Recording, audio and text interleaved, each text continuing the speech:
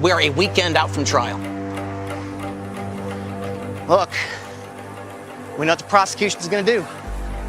We know what the state's gonna do. We know what they're gonna throw us. We know when they're gonna throw it. We know how they're gonna throw it. We know how fast it's gonna go. We know everything about their game plan. We know where their game plan's gonna end up. They think we don't know it's gonna end up over there. We do. We're gonna be there waiting for it. So when they toss us a little softball, we know. Michael, it's right here. Crush it.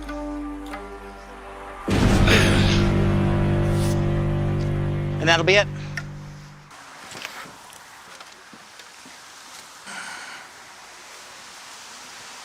I have already lost everything in my life once.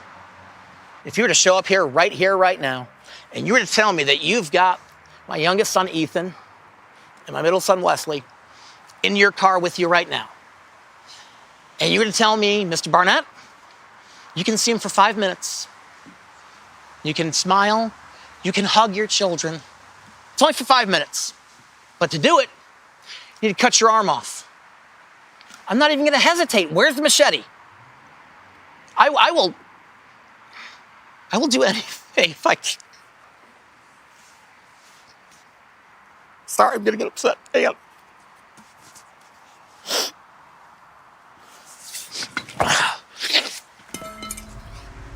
When this first started, every single night that I lied awake, I would be picturing every single second in jail.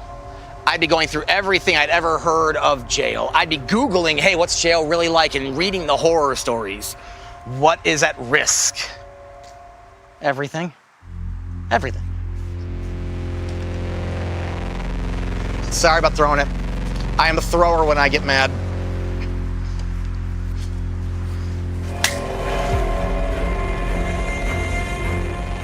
I'm innocent. As long as the truth all comes out, I have nothing to run and hide from. But Christine, she has hidden a lot of things. During discovery, while the police are gathering their evidence, requesting evidence and whatnot, they subpoenaed Christine's entire Facebook history, every message she's ever sent, every post she's ever made, etc. As part of discovery, my attorney asked me, hey, go through this and just make sure there's no landmines that we should be aware of. So as I'm just searching through, there's a name that pops up that I'm just not expecting. It's somebody that brought their kid to our daycare in about 2006-ish. I know the guy's married, and these are extremely inappropriate sexual nature conversation. A lot of masturbating together. I want to have 3 ways with you and my wife. Can you reach out to my wife for me and invite her? And I hit the floor crying. And then I see all about the handyman, and all about her making out with him, and all about her taking him to a parking lot, leaving the kids at home, and having sex with him in the local McDonald's and Tim Hortons parking lot. Who does this? Here comes the ladies' man. Watch out, he's a ladies' man. My name is Fred Gill. I was a celebrity in the country music business. The thing about being on tour is the lady factor. Man, let's just say that I soaked all that up.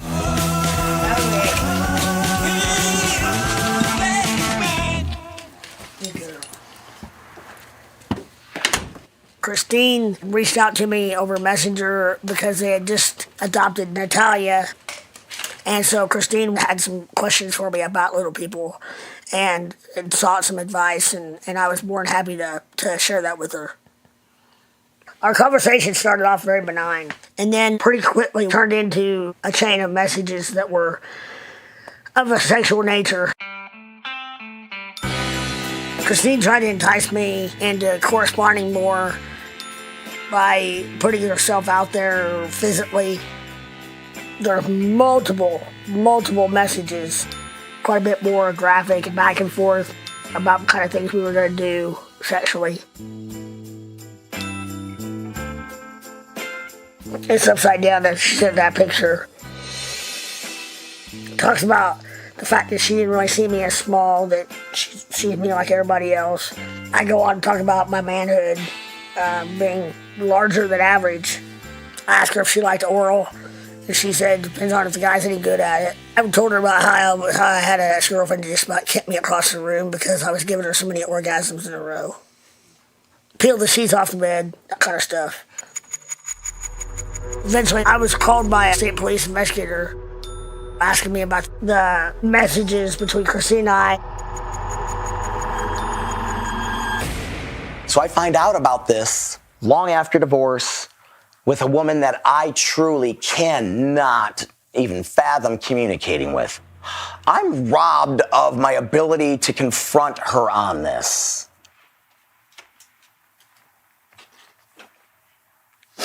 I'm still not ready to stand up to her. And I'm not ready to.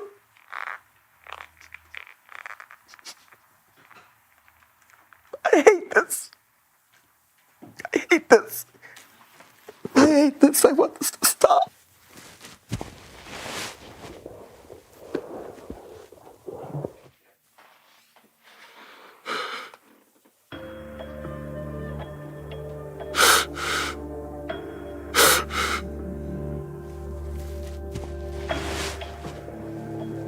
About 2.5 years after my divorce, Jennifer and I found each other. Jennifer, God bless her, pulls me up, yells at me like a soldier. She is an angel and a rock star at the same time. And she basically gets me back on track. And that's really important and valuable.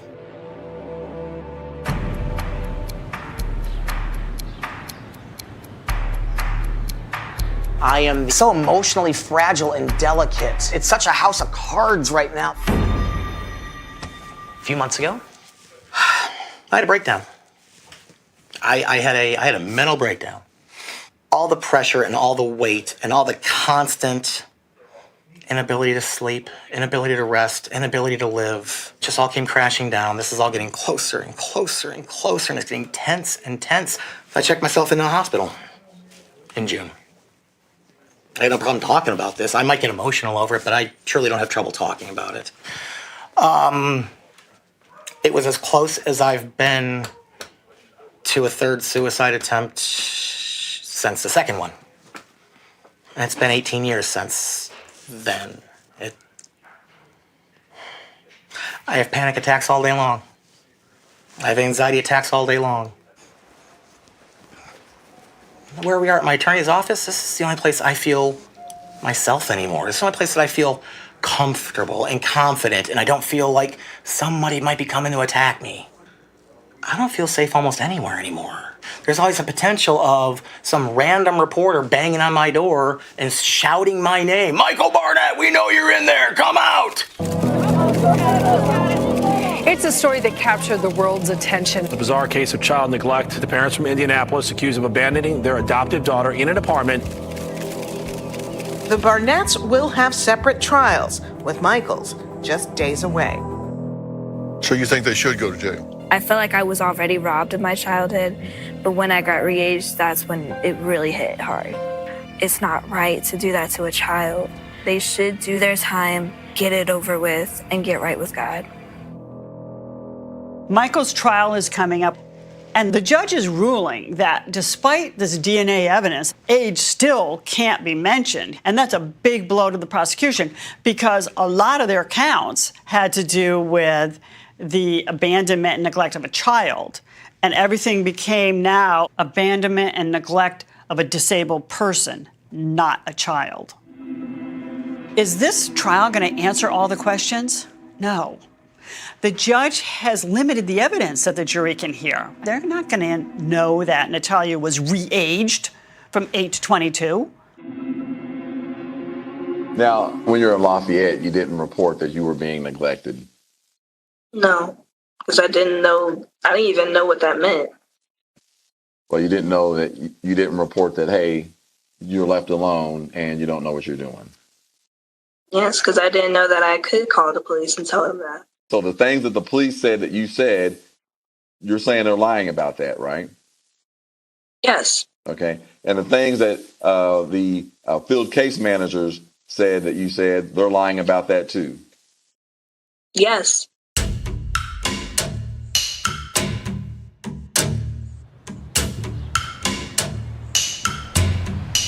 Mike, come on in. How you feel? Great. I'm ready. I am ready to whoop some ass. I'm walking into battle where I need certain types of experts, and I've got them. And so those things are all true, but what I want to talk about is the people on the other table are not your friend. This is a bout. This is a boxing match. Yep. This is pugilism. You have to punch and get punched. I can take a lot of punches, man. 100 jury trials under my belt. One thing has always been true, regardless of the criminal offense. It's going to come down to, do the jurors like you? Was Michael a good parent? Was Michael a good person? Did Michael Barnett abandon his 23-year-old daughter? You're being judged because remember the question is, did Michael Barnett abandon his 23-year-old daughter? The jury is looking to see if you host those negative qualities. The biggest part is they're going to listen to your daughter. And they're going to listen to what she has to say. In my opinion, Michael Barnett's a piece of How are you going to respond to that in front of those 12 people? I have been practicing for this moment for a decade. I have put myself through the ringer in my head every night since we started having Let me ask you this. How do you feel about Natalia? Natalia's a human being, flesh and blood, thinking, caring, feeling, emoting person, right? Just like you, just like me. You know, I didn't hear you say I love her.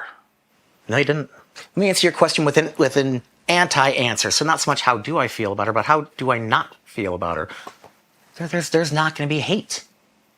There's not going to be anger. I've been a part of cases where, you know, it looks really good, and then it turns on an issue, and the case that I thought wasn't very good ends up prevailing. Basically, what I'm trying to say in a nice way is sometimes you can have a great case, the state can have a case, the state still wins. Yeah.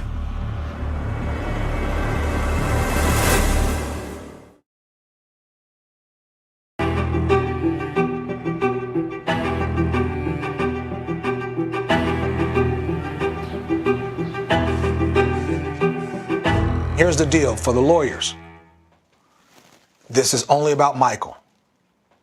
It is imperative that you not bring up Christine. We're not defending Christine Barnett. We'll only be saying Michael Barnett, Michael Barnett, Michael Barnett. The parameters of this thing is, did Michael Barnett neglect his 23-year-old daughter? If you're a juror and you're hearing that this person is incapable, would it be helpful to you to see her capabilities in a multitude of areas? So we have different video clips. Let's play it, let's discuss it, and let's see what we got. Natalia Barnett running without assistance in 2011. That's going to be a good one. And this is at your house, Michael? This is at my house in Westfield. This is after the first attempt at Christine. She's moving. That's what she's able to do. What we use that for is to show that the diminished capacity that they're speaking of in Lafayette seems to be kind of an aberration because she was totally capable prior. And nothing in her life changed other than her geographical location. Next video. Trash can, bringing it in. It's not even on wheels. No, it's not! No, she's just dragging it. Pulling this trash can that's her size. Put that donut down. Put that down. Put that down. Put it down. For what? Put it down. Do me a favor. Put it down. I'm in the middle of my dessert. Yes, just drop it. Drop it. Now give me my donut back. Hold on. 'Cause not yet. Not yet. Stop. You can eat when These you're are not talking. important issues, guys. We need to stay, focused and not get arrogant because we have a strong case. We're at a trial. I'm trying to kick this girl's ass. I'm not trying to be her friend. Natalia's age, if indeed she was only 8 years old, her knowledge wasn't there. Well, she wasn't 8 years old. She was an adult. It sounds like they're trying to make excuses for a woman who dumped her child. Well, and Kenna, that's his job. So No, hold on, Jackie. That's not my job to make excuses, ma'am. Stop calling me ma'am. My name is Miss Weaver or Kenna. You can call me either or. Oh, hang on. Hey, you need to stay out of this. You're not part of this. Hey, stop it. The Barnetts, what they did is wrong. They're a disgrace. I think that they're crooks. How dare you play with a human being's life? What the were you thinking? You know, it'd be nice to see some vengeance, some justice for that. I hope my testimony can reveal the truths. I hope my testimony can help Natalia. I hope she can heal from this, because she's had a lot of people, professionals even, let her down. She needs a wing over and she needs protected, because she's up against a lot.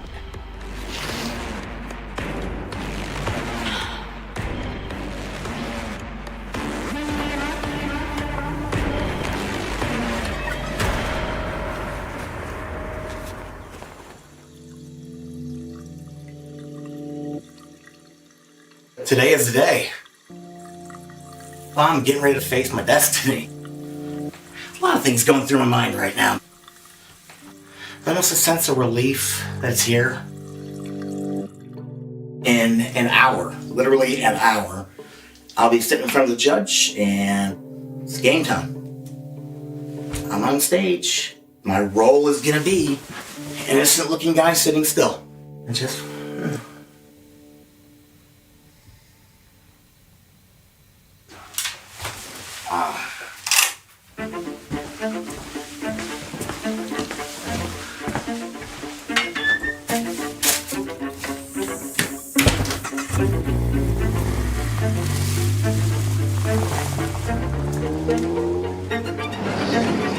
I'm Tracy Grant outside Tippecanoe County Courthouse for day one of the Michael Barnett trial. It's a simple question. Did Michael Barnett abandon his 24-year-old daughter? The Barnetts have to be held accountable. You should be ashamed of yourself. You put someone through hell, and it was a child that you put through hell who already had a disability and issues and obstacles that she was going to have to overcome, and you put her through hell. Good people don't do that. If there's no justice to what happened to her, then she'll feel like she doesn't matter, and that's not true.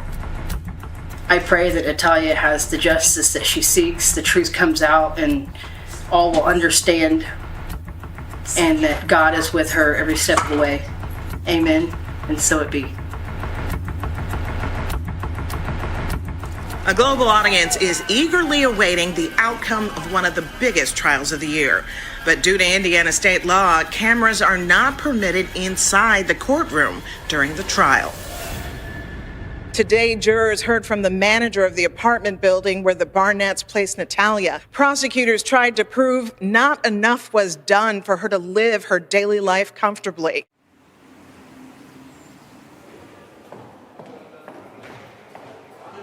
Detective Brandon Davenport says Michael had a lot to say about how Christine Barnett and Natalia were constantly at odds. Do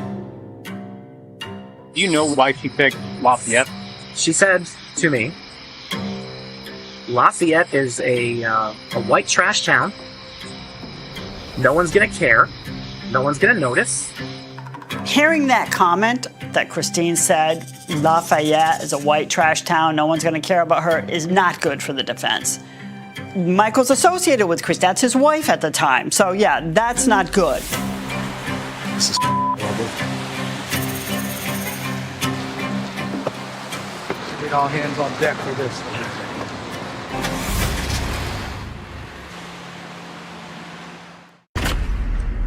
I got a call from my office staff telling me that this article had hit the paper. One of the witnesses claimed that Michael allegedly made this statement to him, that they were leaving Natalia here in Lafayette because it's a white trash town. And now it's in the paper. We got to figure out how to deal with it. We got the entire city pissed off at my client.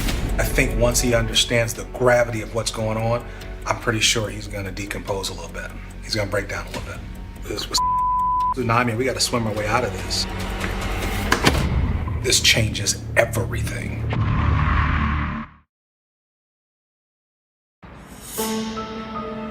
Day 3 of the state of Indiana versus Michael Barnett brought the star witness, Natalia Barnett, to the courtroom. Using a walker, Natalia was helped onto the stand to face the man who adopted her and allegedly abandoned her 2 years later. Good morning. Prosecutors gave Natalia room to describe her medical condition and how much pain it causes her. The biggest bombshell in the courtroom was when Kennard asked Natalia her birth date, and she had to say 1989.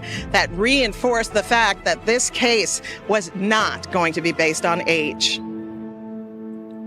Towards the end of her testimony, Natalia broke down in tears. Natalia was the last witness in the prosecution's case in chief. And when she was cross-examined by Michael's attorney, she was asked a series of questions where she couldn't remember the answers, and she was chided and challenged and criticized for not remembering. But jurors don't know that Anna Gava is Natalia's biological mother and that Natalia was born in 2003. So these questions she's being asked and details she doesn't remember involve times when she was 6, 7, 8, 9 years old. No wonder she doesn't remember. I can't wrap my head around the fact that jurors don't know the most fundamental fact in this whole saga, and that is, how old is Natalia Barnett really? After closing arguments were completed, observers in the courtroom said it seemed like a draw. It could go either way. And now it's in the hands of the jury. I just know that is the moment. My entire life changes forever. What was it like seeing Natalia in there again? A little upsetting, because she should have been my granddaughter, and she didn't end up being my granddaughter.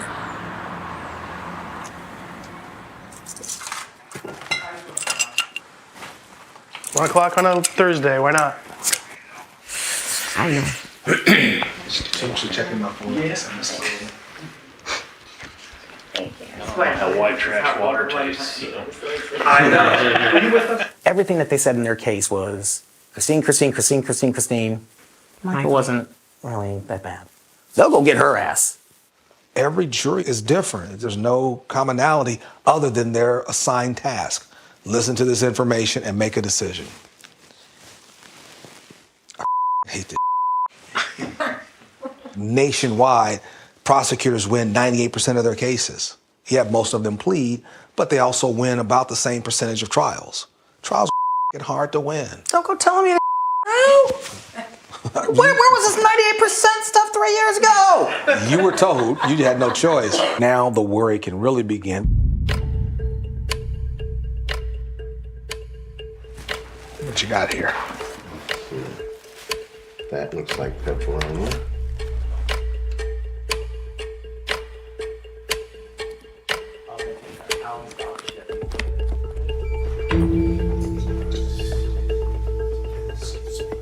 I think it might be worthy to speak a little bit about the judge. He was probably the best judge for this case. His temperament is even. He gives both sides respect. Oh my God damn it, that's my heart. Oh, that's the court. Is it? I'm put it on speaker. Hi, it's Terrence. Hi, Mr. Kennard, it's Ashley, Superior Court 2. We have a verdict. Not a question?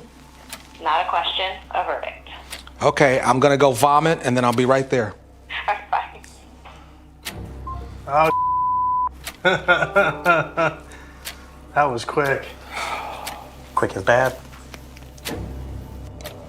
You don't know. You don't know. Let's do it. Sir.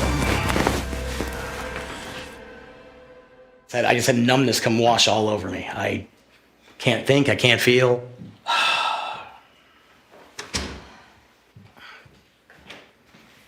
I don't have words. I just found. Hi. Hi. How'd it go? I know. It's in the hands of the jury. Nothing you can do to change it. It's done.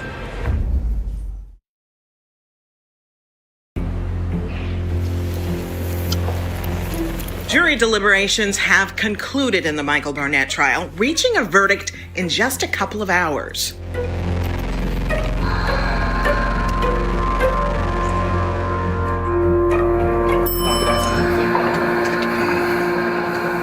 I'm going up to 4. Okay.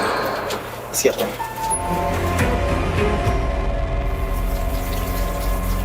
Everything you didn't do. And look at this. We just finished this case. We're not allowed to talk about adoption. We're not allowed to talk about age. We're not allowed to talk about mental health records. We're not allowed to talk about her statements saying she wanted to kill us. We're not allowed to talk about statements saying that she didn't want to be around us anymore. We're coming down to the teeny circumstantial evidence from 12 years ago. See if I can keep it together.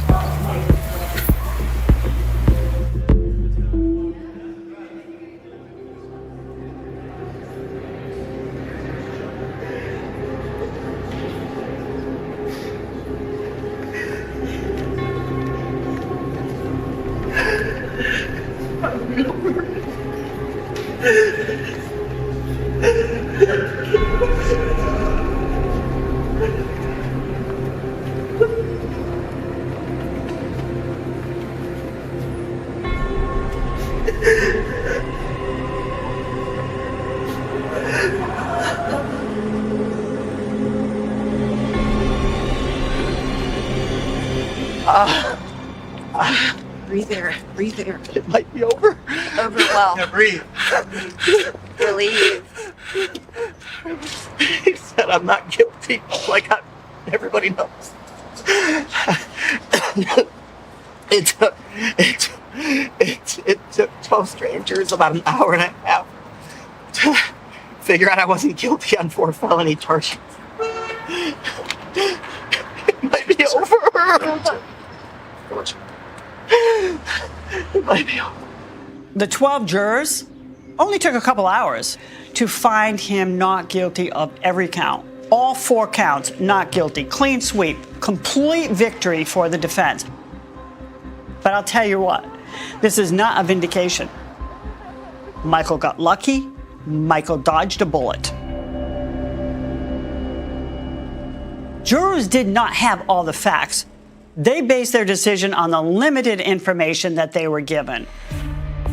I would want to ask the jury in Michael's case if their verdict would have been different had they known Natalia was an elementary school-aged child when she was left to fend for herself. A child. Would they have made a different decision?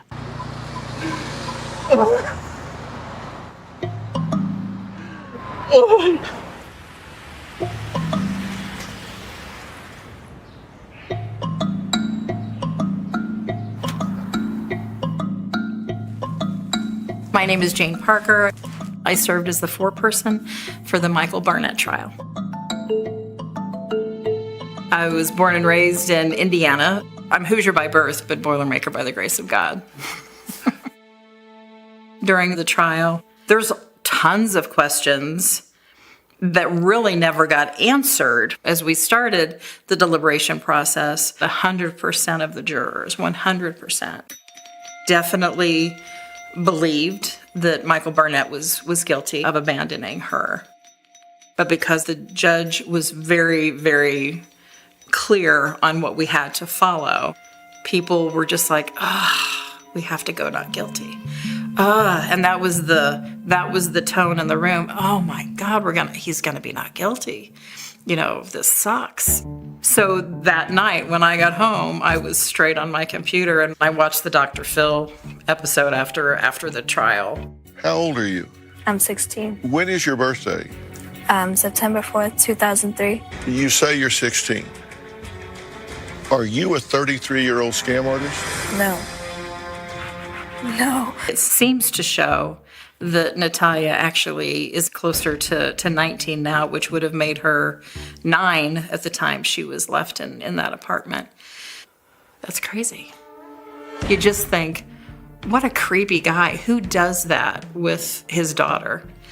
If that's true and we weren't given that information, that seems like a huge miscarriage of justice. We felt that Michael Barnett had really gotten away with abandoning and neglecting his child, and none of us felt good about that. Holy Jacob! They didn't even have to debate anything. They went in there and they knew instantly I was not guilty. It's not even, they didn't even have to argue or discuss it. They all knew it. So is this all behind you now, or? It is like 90% behind me. I'll have to deal with certain little fallout from it the rest of my life.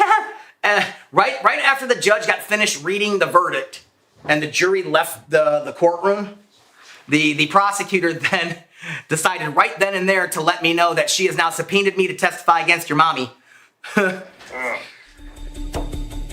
Immediately upon being acquitted, Michael no longer had a Fifth Amendment right against self-incrimination, right? So he was served with a subpoena to testify at Christine's trial. Now you say, how could a husband be compelled to testify against a wife? Isn't there a privilege? Yes, there is a spousal privilege. However, there is an exception when a crime is afoot. This now becomes almost a Rubik's Cube on steroids because there's more information in the mix, and they're going to have a real shot at getting Christine, his ex-wife. It appears to me, at least, that the charges that they brought against Michael Barnett, they did that somewhat in the sense of a trial run for the trial against her. It would be absolute beautiful justice if Christine Barnett was found guilty here in Lafayette, Indiana, where she called everyone white trash. Christine, is there anything you want to say? No comment. I'd also say to Christine Barnett that I hope justice is done, and that rightfully so you should pay for abandoning a child. I hope she goes through hell. I do think Michael Barnett, what he's been through, if he had an opportunity to testify against his ex-wife Christine, he would do it in a heartbeat. You will testify against Christine, or you won't? Do I want to testify against my ex-wife, the mother of my children? What I want is for her to burn in hell.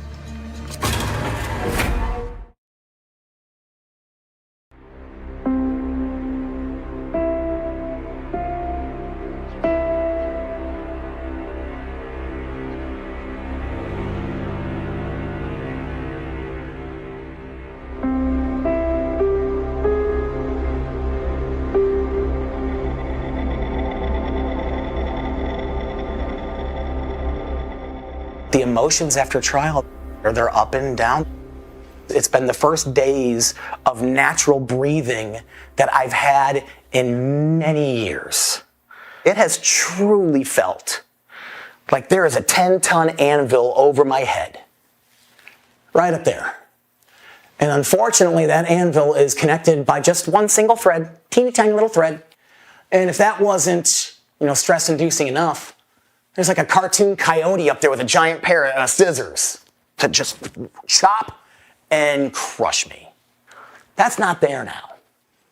So as the trial ended, Natalia and I had this moment together while everybody's off at a sidebar where there's nobody left in the courtroom.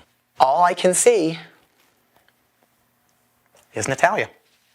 So as we're having this moment together where we lock eyes, she just looks at me and does like a little wave back from me.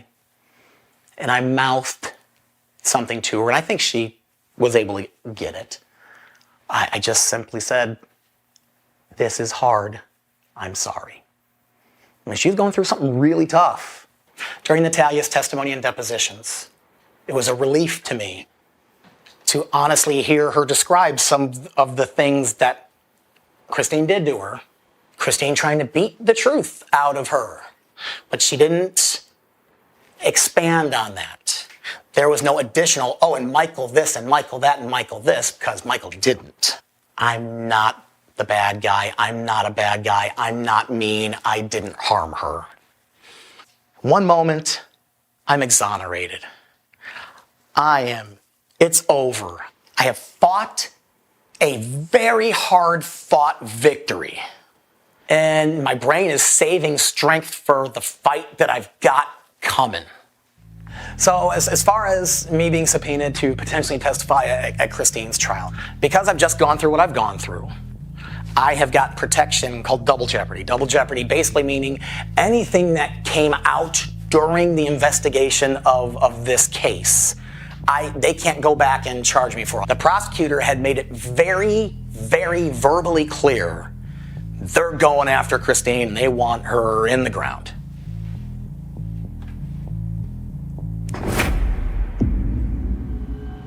She's petrified.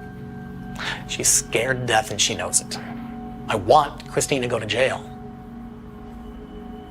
There's not a line she's not willing to cross. I don't care what Christine's going to say about me, and I'm going to assume the worst at all times. And she has already done all the damage to me that she can do. What else is she going to do? What's she going to do?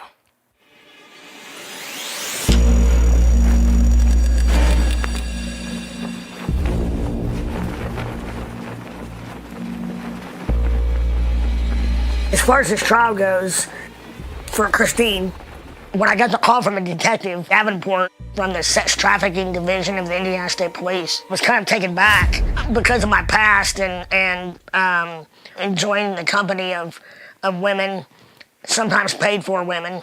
Just gonna say, I'm not a bad guy, but guys have needs. Anyhow, and he said, well, this is Detective Davenport from the Indiana State Police.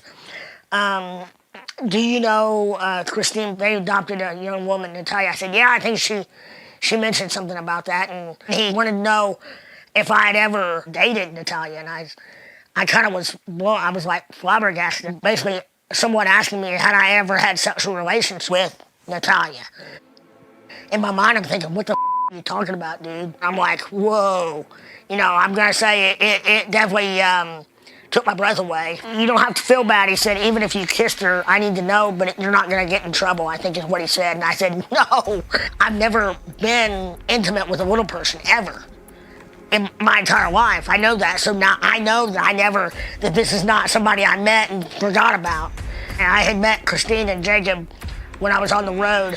I don't know how the detective got my name, other than maybe he saw on the message where Christine tried to set me up with her. But I didn't take the bait, no reply from me. I just am like, ugh. Gives me shivers to think that anybody would even remotely do that. I don't go there, and I think that people that do go there need to have their balls chopped off. It just really is disgusting. Yeah.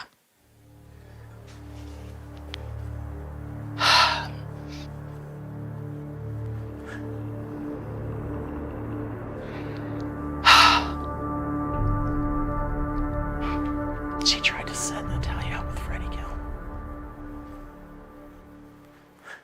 There's something else that Freddie told us, Michael, that's a very serious accusation about you. I think it's our obligation to show you this. I'm not going to pay attention. I truly don't care.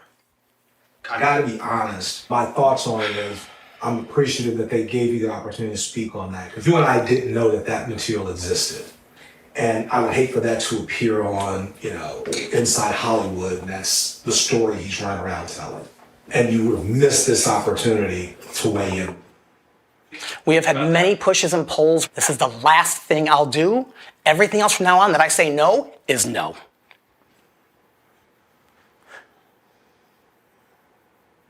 Whose computer is this? How many pieces do you want it back in? I'm not kidding. Please don't. I don't care what's in this. It truly doesn't affect me what Christine tells random people in the public about me. Christine told me in a series of messages Natalia ruined her life in so many ways. Christine basically said that Natalia started. No. Guys, mic's off. Look, I don't want to talk about this part at all. When I testify in the trial of Christine Barnett, I'm gonna be doing the right thing, telling the truth. I guess I'll see you guys in court.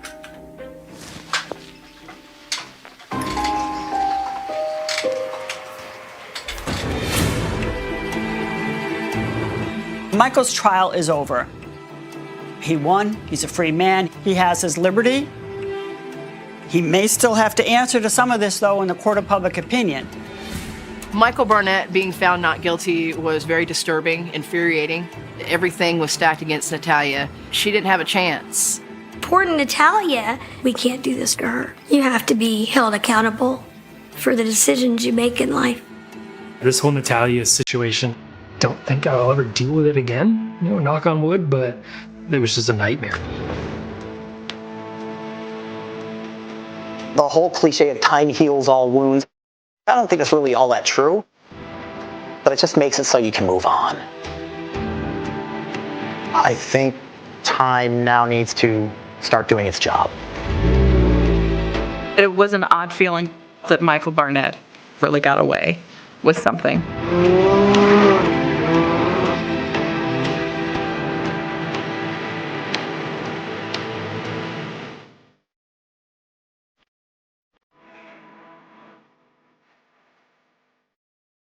It's okay.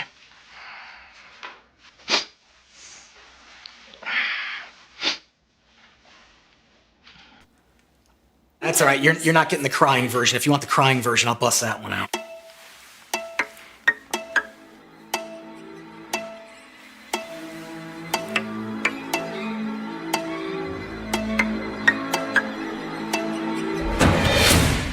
The call comes in just after midnight, a voice trembling on the other end of the line, the kind of voice that already knows something is wrong before the words are even spoken. And by the time patrol cars slice through the wet streets of New York, red and blue lights smearing across shuttered storefronts, the city has already taken a breath it will not release for years. A narrow apartment in Upper Manhattan, 4th floor, the door ajar, the hallway silent except for the hum of old fluorescent lights, and inside, a scene that refuses to make sense, furniture undisturbed, no signs of struggle, no blood spatter screaming violence, just absence, the most terrifying evidence of all. In 2005, in a city that never sleeps, someone disappears without a sound, and the cold case clock starts ticking the moment detectives step inside. The victim is young, known, rooted in routine, the kind of person whose life leaves a trail of predictable footprints.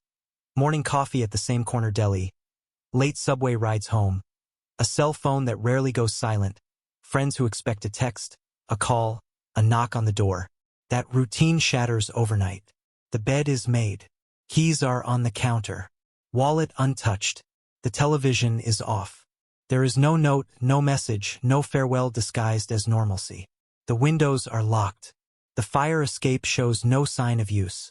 The air in the apartment feels staged, like a snapshot frozen too perfectly, and detectives exchange looks that say the same thing without words. This doesn't happen by accident. By dawn, the block is cordoned off, yellow tape snapping in the early morning wind, neighbors peering through blinds, the building's superintendent answering the same questions again and again. When was the last time you saw them? Did you hear anything unusual? Any shouting? Any footsteps? Anything at all? No one heard a scream. No one saw a struggle. In New York, noise is constant, chaos is background music, and sometimes that chaos swallows the very thing investigators are trained to find. The missing person report escalates fast. This isn't a runaway. This isn't someone blowing off steam. This is a vanishing. Detectives fan out through the neighborhood, canvassing bodegas, bars, subway entrances, chasing the faint hope of a witness who noticed something out of place on an otherwise ordinary night. A security camera across the street captures only grainy shadows, figures passing in and out of frame, umbrellas raised against a sudden spring rain. Time stamps blur together. Faces dissolve into pixels. The footage yields nothing definitive, just movement without meaning. The subway card shows a last swipe hours earlier, routine, unremarkable, the kind of data point that becomes monumental only in hindsight. Friends are interviewed, voices cracking as they recount the last conversations, the last jokes, the last plans that now feel like broken promises. There were no threats, no obvious enemies, no dramatic secrets waiting to explode. Coworkers describe a normal day at the office, deadlines, small talk, a laugh in the break room. Family members arrive from out of town, stunned, clinging to the belief that this is all a misunderstanding that will resolve itself with a phone call, a doorbell, a sudden explanation that makes everything right again. Detectives have learned to recognize that hope, to respect it without feeding it false certainty. The media descends by the second day. Headlines sharpen. Mysterious disappearance shocks community. Young professional vanishes without trace.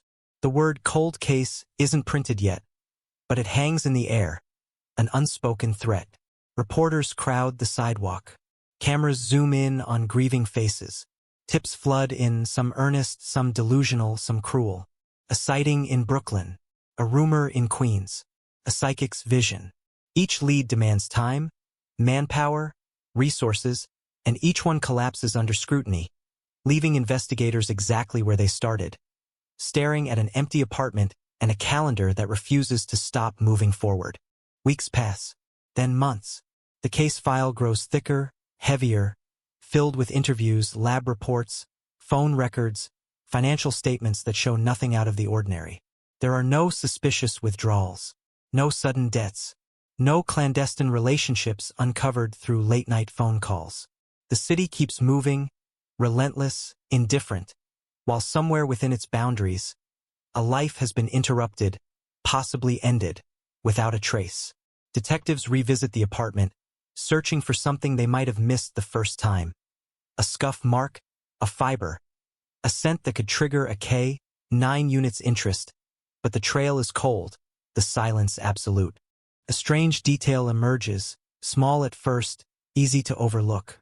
A neighbor mentions hearing the elevator stop on the 4th floor around the time of the disappearance, later than usual, earlier than most. Elevators stop all the time. People come and go. In New York, that's not a clue, it's background noise. But detectives log it anyway, because cold cases are built from the accumulation of details that once seemed insignificant. Another neighbor recalls a knock on a door down the hall, a voice they didn't recognize, calm, unhurried. They didn't look. They didn't think it mattered.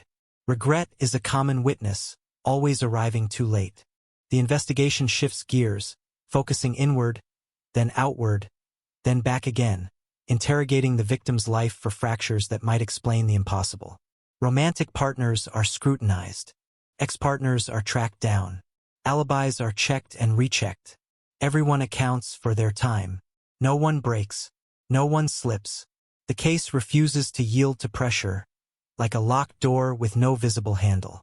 Detectives begin to feel the weight of it, the quiet humiliation of a city-sized police force unable to answer a single, devastating question.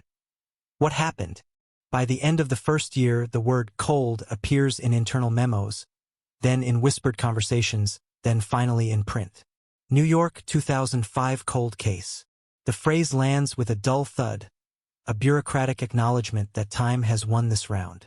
Resources are reallocated. New cases demand attention. Fresh blood, fresh crimes, fresh urgency. The disappearance slips into the background noise of the city, remembered intensely by a few, vaguely by many, and not at all by most. The family keeps asking questions. Birthdays pass. Holidays come and go. Hope evolves into something quieter, more fragile. Detectives rotate off the case. New investigators skim the file, absorbing years of work in a matter of hours, trying to feel the urgency their predecessors once felt in their bones. They re-interview key witnesses, hoping time has loosened tongues, blurred loyalties, weakened lies. For the most part, it hasn't. Memories fade, details shift, people move away, die, disappear into the anonymity of the city. The case settles into its new identity, a cold case file stored on a shelf, its edges worn from occasional handling, its contents unchanged. And yet, Something lingers. A sense that the disappearance was too clean, too precise, that someone knew exactly how to remove a person from their own life without leaving chaos behind. This wasn't random. This wasn't impulsive. It feels planned, controlled, executed by someone who understood routines, spaces, timing. That feeling gnaws at the detectives who can't quite let go, the ones who still think about the case on their commute home, who glance at strangers on the subway and wonder, just for a second, if they're looking at someone who knows more than they ever admitted. Years slide by. Technology advances. DNA databases expand. Old evidence gains new potential. A new generation of detectives, raised on cold case success stories, starts reopening files that once seemed hopeless. The 2005 disappearance is pulled from the shelf again. Pages are digitized. Evidence is recatalogued. The apartment photos, once grainy, are enhanced. Phone records are reanalyzed with tools that didn't exist the first time around. And in that process, buried beneath assumptions and overlooked patterns, something begins to surface, faint but undeniable, like a shape emerging from fog. It starts with a name that appears too often, not as a suspect, not as a threat, but as a background figure, someone adjacent to the victim's life, close enough to be invisible, present enough to be ignored. At the time, there was no reason to look harder. Now, with distance and fresh eyes, the repetition stands out. Investigators trace the name through old interviews, noting inconsistencies that once seemed like nerves, like stress, like the normal discomfort of talking to police. A timeline doesn't quite align. An alibi depends on memory alone. No receipts, no witnesses, just words. The city doesn't know it yet, but the ground is shifting. The cold case, dormant for so long, is warming under scrutiny, details reacting to attention like chemicals finally mixed in the right order. Detectives feel it, that electric tension that signals a case waking up, the sudden acceleration of heartbeats during late-night review sessions, the way conversations sharpen, voices lower, instincts scream that this time, finally, something is different. Outside, New York keeps breathing, unaware that a story it buried years ago is about to claw its way back into the light, carrying with it answers no one is prepared to hear. The file opens again with a sound only detectives recognize, the soft scrape of paper against paper, the weight of years shifting on a metal desk, and suddenly 2005 doesn't feel distant anymore. It feels close enough to touch, close enough to hurt. Names resurface, addresses that no longer exist. Phone numbers disconnected long ago. The case breathes dust and memory, but it also carries something sharper now, a sense that time has changed the rules. What once vanished into the noise of the city might finally leave a trace. The name keeps appearing, threaded through interviews like a ghost that never quite materialized. Someone who knew the victim's schedule, their habits, their silences, someone who had access without force, without breaking a lock, without raising suspicion. Back then, it was proximity without proof.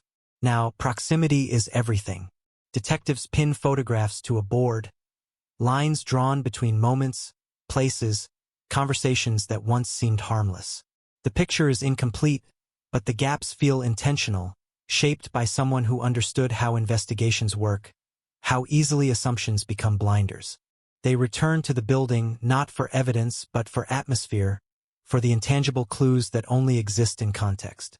The hallway smells different now. New paint, new tenants. The fourth-floor apartment belongs to someone else entirely, a stranger living inside a space that once held secrets. Detectives stand where the victim once stood, tracing imagined paths, door to kitchen, kitchen to couch, couch to bedroom, trying to feel the rhythm of a life interrupted. There's no sign of violence because violence doesn't always announce itself. Sometimes it arrives quietly, wrapped in familiarity. Neighbors from 2005 are harder to find. Some moved away, some passed on, some don't want to talk anymore. But a few remain, older now, voices slower, memories softer around the edges. And it's there, in that softened space, that details begin to slip out. A face remembered vaguely, a voice described with uncertainty. Someone seen in the hallway more often than usual, always polite, always forgettable. At the time, it meant nothing. Now, detectives lean forward, pens poised, because forgettable is exactly how people disappear others. The elevator detail comes back into focus. Logs are pulled. Maintenance records examined. It turns out the elevator did stop on the 4th floor that night, later than the victim's usual routine. That alone proves nothing, but it narrows the window, tightens the timeline. Someone went up. Someone came down. Cameras inside the building were non-existent back then, a blind spot now glaring in hindsight. The stairwell, the fire escape, the service entrance, all become hypothetical escape routes in a mental reconstruction that grows more precise with every pass. Phone records, once mundane, are reanalyzed with modern software. Patterns emerge where none were visible before. Calls clustered around certain times. Messages that stopped abruptly. A final unanswered call that once seemed insignificant now pulses with meaning. Detectives trace numbers, some still active, some long dead, some leading to people who swear they don't remember, who claim the call was nothing, a misdial, a wrong number. The problem with time is that it gives everyone plausible deniability. The media catches wind of renewed activity. The phrase cold case resurfaces, heavier now, sharper, loaded with expectation. Headlines speculate. Talk shows debate. True crime forums dissect old articles with new obsession. Armchair detectives flood comment sections with theories, some absurd, some unsettlingly close. Families of other missing persons watch closely, hope and fear twisting together, because every reopened case carries the implication that theirs might remain closed forever. Inside the precinct, tension builds quietly. Detectives argue over theories late into the night, voices low, coffee cold. Was it planned days in advance or improvised in a moment of opportunity? Was it personal or practical? Did the victim know what was coming? Or did it unfold so smoothly they never had time to react? The absence of struggle suggests trust. The absence of witnesses suggests timing. The absence of evidence suggests preparation. Someone knew exactly what they were doing. A former coworker is brought back in for questioning. Their name circled in red on the board. Back in 2005, their alibi held, loosely but convincingly enough. Now, detectives press harder, asking questions that didn't exist before, questions shaped by years of hindsight and failure. Timelines wobble. Details shift. A meeting remembered differently. Commute time adjusted. Nothing breaks outright, but cracks appear. Hairline fractures that didn't show under earlier pressure. The interview ends without charges, without arrests, but the room feels heavier afterward, like something unsaid is still hanging in the air. Forensic evidence, minimal as it was, gets another look. A fiber once dismissed as contamination. A partial print deemed unusable by older standards. Technology has no patience for excuses. The print doesn't match anyone in the original database, but databases have grown, expanded, swallowed years of arrests, employment records, background checks. A partial hit pings late one night. Not a match, not yet, but close enough to raise eyebrows. Detectives exchange looks again, the same look from years earlier, but now it carries possibility instead of frustration. The suspect pool narrows. People once peripheral move closer to the center. Someone with access. Someone with motive that doesn't announce itself as hatred or greed, but as control, obsession, fear of exposure. Detectives dig into personal histories, old emails, forgotten social media accounts archived and buried. In 2005, people shared less publicly, but what they did share was raw, unfiltered, careless. A post surfaces, ambiguous but unsettling in hindsight, words that could be read 100 ways until you know what to look for. Surveillance follows quietly. No one is arrested. No one is confronted. The city hums on, unaware that someone walking its streets might be carrying the weight of a secret old enough to forget, old enough to feel safe. Detectives watch patterns repeat, routines forming, behaviors consistent over years, and consistency can be as revealing as chaos. There's a sense of waiting now, not passive but coiled, like everyone involved knows the next move matters more than all the ones before it. The family is informed carefully. No promises, no guarantees, just the truth. The case is active again. Emotions surface that never fully healed. grief sharpened by renewed hope. They ask the same question they've asked for years, the one that never changes. Do you know what happened?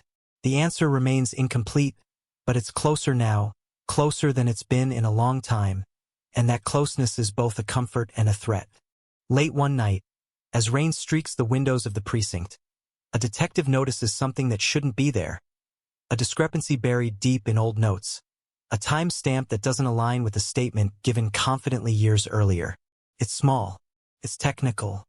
It's the kind of thing that gets missed when you're chasing bigger truths. But cold cases live or die on small things. The discrepancy points back to the same name, the same background figure, the same invisible presence. The pattern tightens. They pull everything connected to that name.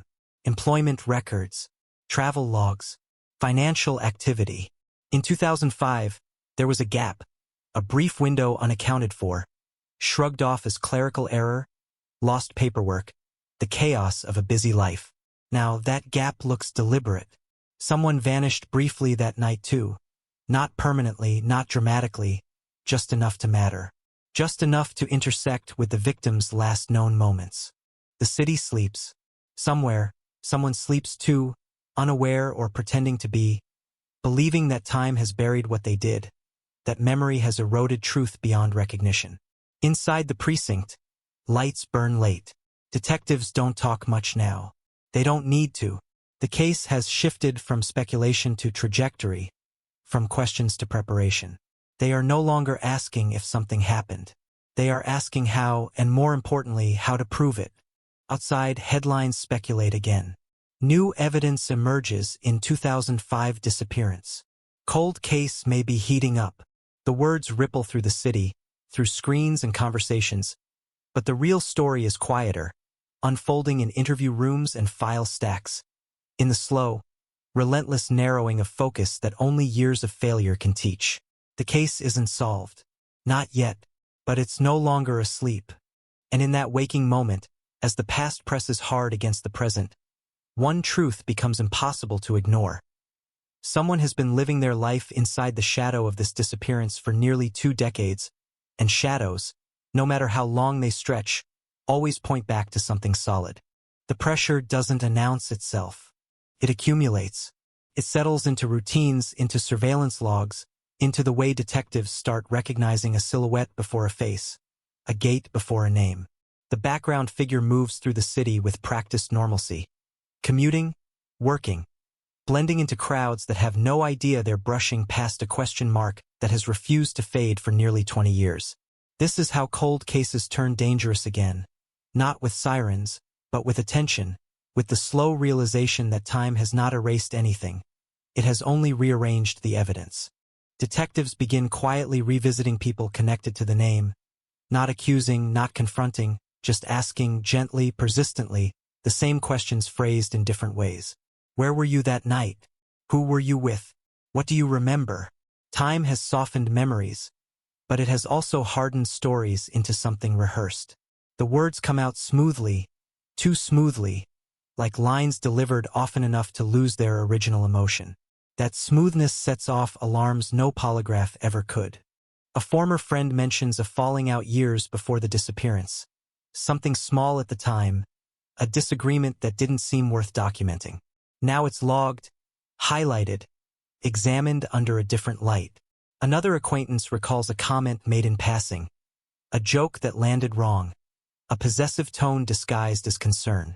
In 2005, no one thought to connect those dots. In the present, detectives are drawing lines so tightly they threaten to snap. They revisit the victim's digital footprint again, this time with a narrower focus. Emails once dismissed as mundane now read differently when filtered through obsession instead of coincidence. Messages unanswered. Invitations declined. A pattern of persistence from one sender, polite on the surface, insistent beneath it. There's no explicit threat, no confession waiting to be discovered, just an emotional pressure that feels heavier with every reread. Control doesn't always leave fingerprints. Sometimes it leaves tone. Financial records reveal something odd, not incriminating, just unexpected. A small transfer, a reimbursement that doesn't align with known expenses. It's not enough to build a case, but it's enough to ask why. Detectives trace it, uncovering a transaction that ties two lives closer together than either admitted. In interviews, explanations shift slightly, details added, then removed. The truth, when buried long enough, tends to grow unstable.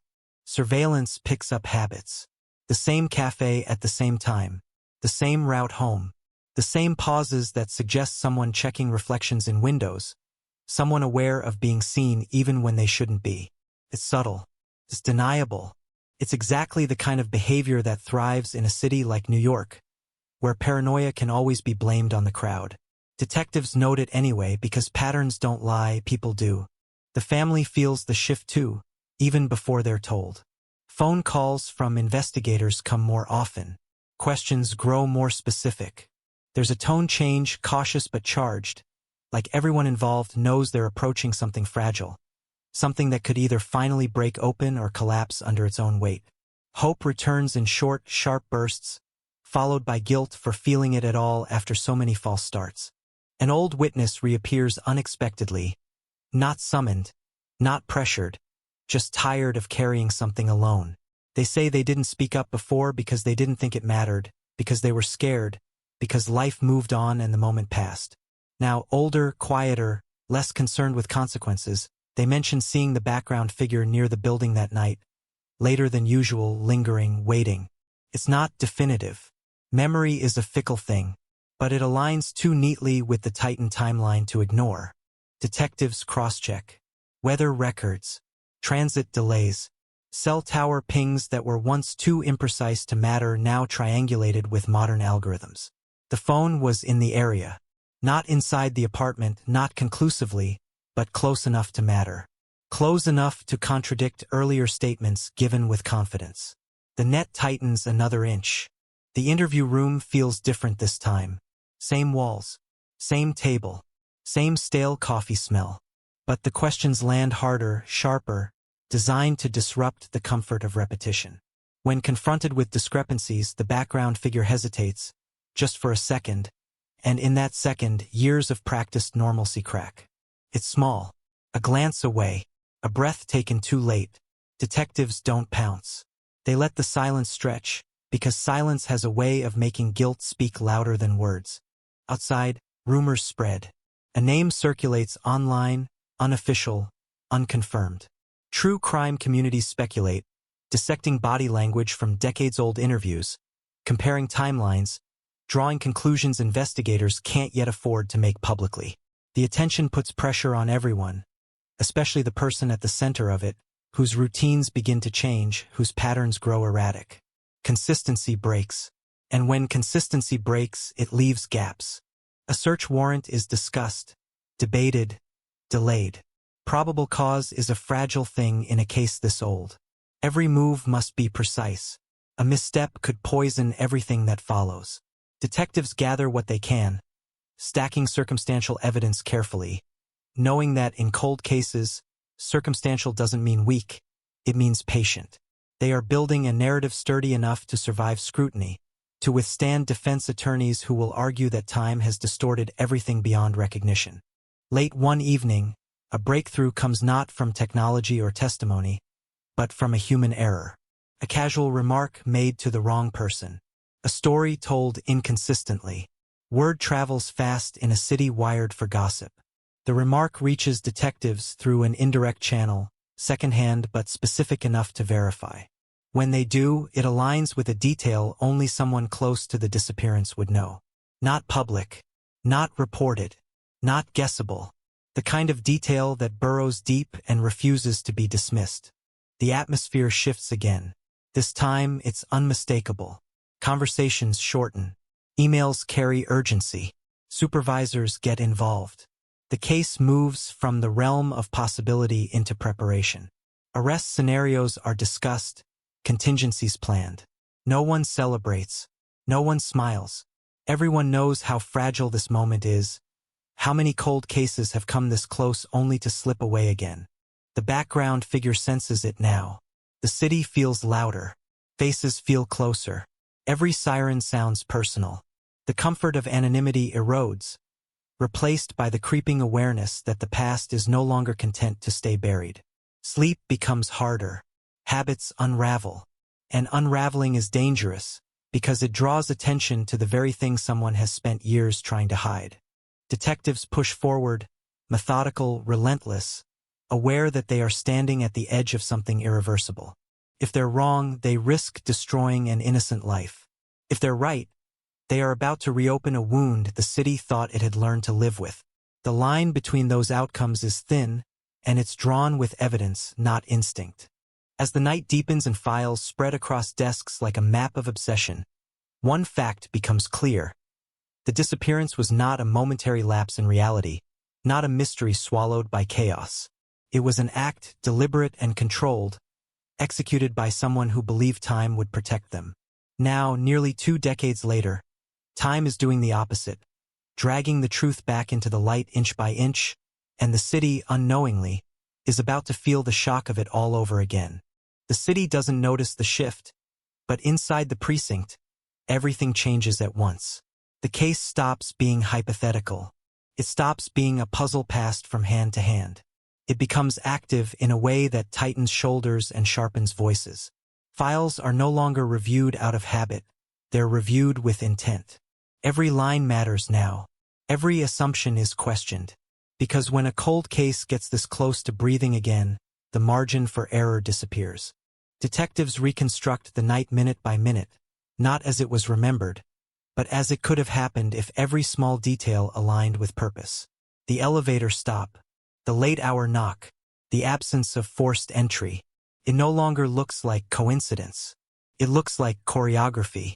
Someone arrives when the building is quiet enough to mask movement, loud enough to excuse it. Someone who knows the victim won't be afraid to open the door. Someone who doesn't need to rush. The apartment, once thought untouched, is reimagined as a controlled environment.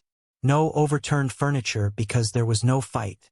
No blood because violence doesn't always leave visible marks. Detectives consult experts who specialize in coercion, in psychological compliance, in the way fear can be induced without noise. A familiar face, a calm voice, a suggestion rather than a threat. The victim didn't disappear suddenly. They were guided out of their own life. A search warrant finally lands on a judge's desk, thick with years of accumulated inference, technological advances translated into plain language, witness statements reframed through consistency rather than time. It's not dramatic. It's careful. The kind of document built by people who no one missing word could collapse everything. When the signature comes through, there's no celebration, just a quiet acknowledgement that the next steps will echo far beyond this room. The location is unremarkable. That's what makes it unsettling. A normal residence. Lived in. Clean. A place where life continued uninterrupted while a family elsewhere waited for answers. Detectives move methodically, cataloging, photographing, documenting. They aren't expecting a confession written on a wall or a hidden room filled with secrets. Cold cases don't resolve that way. They resolve through fragments, through things never meant to be evidence. A box in a closet draws attention, not because it's hidden, but because it's preserved. Old devices, a phone from another era, a hard drive labeled with nothing at all. Technology experts handle it carefully, aware that digital ghosts can survive long after people forget they exist. In a cold case, forgotten data is often the loudest witness. As the search unfolds, tension builds without a soundtrack. Every item logged feels heavier than the last. A receipt that places someone closer to the scene than they admitted. A notebook with dates circled for no obvious reason. None of it screams guilt on its own. Together, it begins to whisper. Detectives listen closely. Back at the precinct, analysis runs parallel to restraint. No leaks. No premature statements.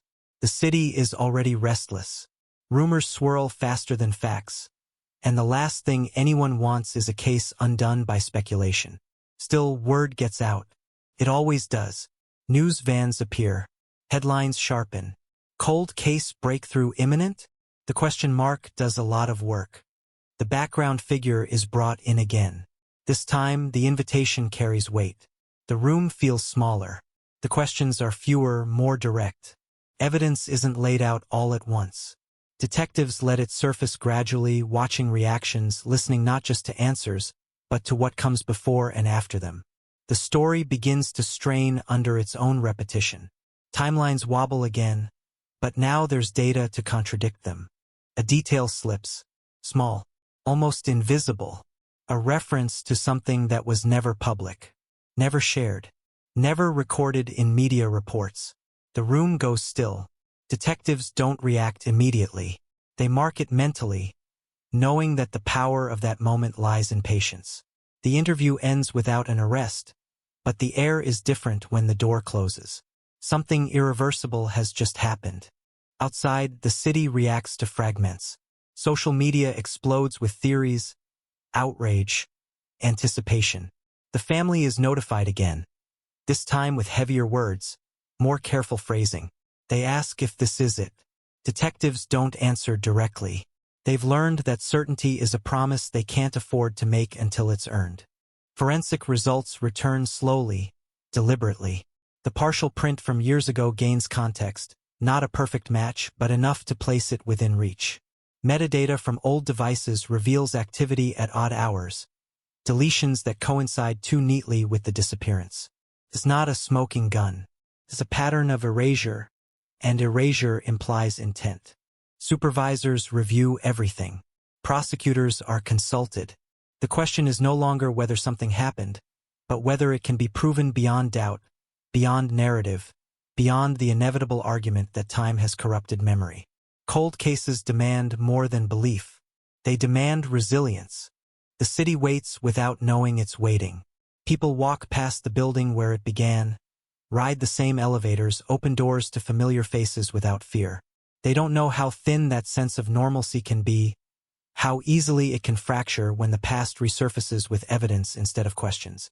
Late at night, a detective stands alone in the file room, staring at a photograph taken in 2005. The victim, mid-laugh, unaware of how abruptly the frame of their life would be cut. The detective isn't thinking about the arrest that may come, or the headlines that will follow. They're thinking about the years in between, the silence, the unanswered calls, the way time can stretch grief into something almost survivable. The case is no longer cold. It's volatile, and everyone involved knows that the next move will either finally bring the truth into the open or bury it forever beneath legal doubt and public noise. The city keeps moving, oblivious, but beneath its constant motion, a long frozen moment is beginning to crack, and when it breaks, it won't be quiet. The decision comes quietly, without ceremony, the way all dangerous decisions do. No announcement, no dramatic countdown, just a nod across a table, a file slid forward, a shared understanding that the line has been crossed and there's no stepping back. Detectives move with a precision sharpened by years of waiting, because when a cold case reaches this stage, hesitation is as lethal as a mistake. The background figure is placed under constant observation now, not obvious, not aggressive, just enough to feel the pressure without triggering flight. Surveillance log gros ticker. Routines fracture further. The calm facade erodes in small ways. Missed appointments, unexplained detours, lights on at odd hours. Stress leaves fingerprints too, and these are beginning to show. The city, dense and indifferent, becomes a mirror, reflecting anxiety back at someone who has spent years believing they were invisible. Inside the precinct, evidence is arranged not to impress, but to survive. Prosecutors want timelines that lock into place, narratives that don't rely on emotion or coincidence. Every claim must be backed by something tangible, something that can withstand cross-examination, something that doesn't crumble under the weight of time. Cold cases fail in court not because they're wrong, but because they're fragile. Detectives know this and they build accordingly. Another interview is scheduled. This one is different. There's no small talk, no easing in. The questions land clean and sharp, designed to force choices, not explanations. When confronted with inconsistencies, the background figure pushes back harder now, irritation leaking through composure. Defensiveness replaces rehearsed calm. Subtle, but it's new. And new behavior is always telling. A name is mentioned deliberately, one that hasn't come up in years, one tied to the disappearance but never fully explored. The reaction is immediate, a tightening around the eyes, a pause that lasts just long enough to notice. Detectives don't fill the silence. They let it stretch because silence has a way of amplifying truth. When the answer finally comes, it's incomplete, evasive, and it doesn't align with records already on the table. Forensic specialists return with more results, incremental but decisive. A digital artifact recovered from an old device confirms presence where absence was claimed. Deleted files leave shadows, and those shadows form a timeline that overlaps too precisely with the victim's last known hours. It's not cinematic, it's clinical, and that makes it powerful. The family is brought in again, this time face to face. The room is quiet. No cameras. No press. Just people who have waited too long sitting across from people who are finally ready to say more than they ever have. Words are chosen carefully. Progress is acknowledged without promises. The family listens, gripping hope and fear with equal force, because they know what comes next could either heal or reopen everything at once. Outside, speculation turns aggressive. Online forums declare guilt with confidence unearned. Names trend. The city's appetite for resolution grows louder, hungrier. Detectives shut it out as best they can. Public noise doesn't solve cases. Evidence does. And evidence is finally aligning. A strategy meeting stretches late into the night.